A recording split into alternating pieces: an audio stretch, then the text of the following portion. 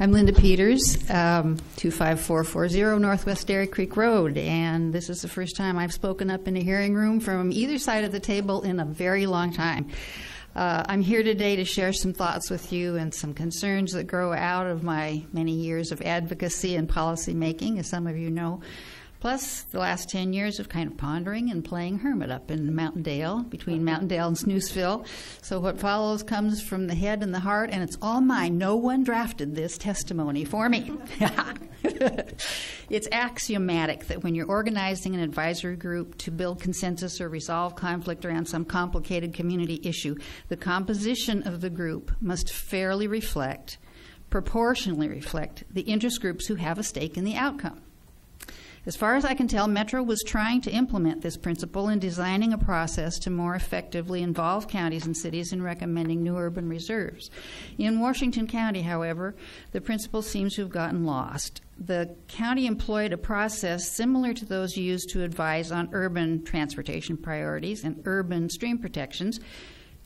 Ask the cities. The difference here, of course, is that the issue is urban expansion. And the only place for urban areas to expand in Washington County is into prime resource lands, the same lands that are top candidates for rural reserves. The composition of Washington County's Reserves Committee was, to put it charitably, unbalanced. Only one vote split between two farmers to represent the interests of thousands of landowners and to be there to remind city folks how much their quality of life is tied to the rural lands around them. The committee seemed willing to sacrifice the goose that lays lots of golden eggs, scenic beauty, accessible recreation and wildlife areas, vibrant county arts and crafts, fresh local produce and good wines, and cultural tourism that, may I say, attracts not just casual visitors, but planners, researchers, and officials from around the world eager to see how this region does it. I'm going to hope you read the rest of my testimony, and I'm going to skip to the end and say it matters greatly to me that this region continue to honor and act on the concept that smart growth we've been trying to do does embody. We still do have the planning tools we need. I'm grateful that at this time in history, when our economic future is uncertain, our environmental and energy challenge is unprecedented, we do have a good lot to work with. And I'm profoundly grateful, too, for the quality of thought and conscience and leadership that are represented here today in the people to whom we now turn for critical choices about our communal future. I honor your service, and I wish you courage and wisdom. Thanks for this opportunity to comment. Oh, thank you for being here. Councilor Harrington. I just wanted to echo that. Thank you for your years of service on the Washington County Board of Commissioners, as Commissioner Scouten is now serving, as well as serving as the chair. Thank you. You're most welcome. Councilor Park. Well, I did get a chance to read through the center section, so I was curious about your comment about smart growth. Could you maybe expound just a little bit on that? Well, thank you. I'd be only too happy. In 1990, when I ran for the board, I coined the term smart growth. I had been thinking about how better to say the kind of, or to describe or characterize the kind of planning that I thought we were doing in Oregon. To say transit and pedestrian-oriented friendly development didn't really hack it, you know, and neither did just plain saving farmland, and neither did just plain citizen participation. The concept had to embody all of those things. And I began thinking, you know, we've got the tools. We are, as we plan, learning from the experiences and the mistakes of other regions.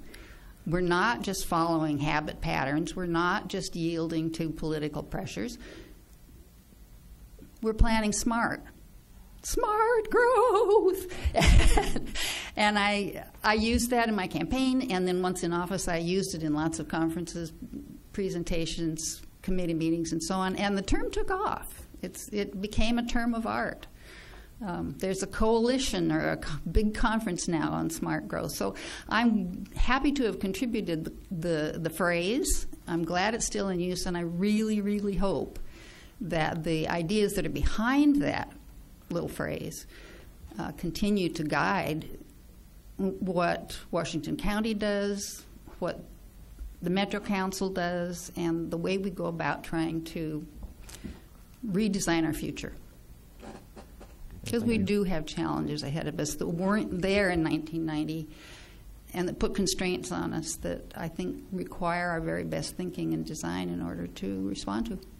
Well, Dart? thank you for the explanation, because Robert just keeps trying to take credit for that term. So. Well, he may have had an inspiration in the shower long about the same time I did, but I know I was I know I hadn't heard it before I started using it. Thank you, Mr. President. I would just like to echo Councilor Harrington's sentiment regarding, I feel honored with your presence here tonight. Thank you.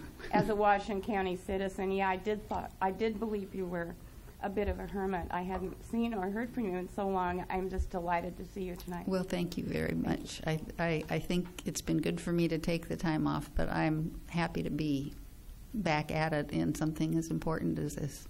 Well, we're glad you're back and honored. I know that Councilor Park and I started our public service about the same week that you were leaving your post as chair of the Washington County Commission. Yeah. I remember you and I literally, I guess as well as figuratively, passed in the hallway outside the last MPAC meeting, I think, Councilor Park, Probably in so. 1998. Mhm. And you were concluding your service and we were just starting. So it's great to have you here and Thank you very the benefit much. of your experience. Thanks. Thank you.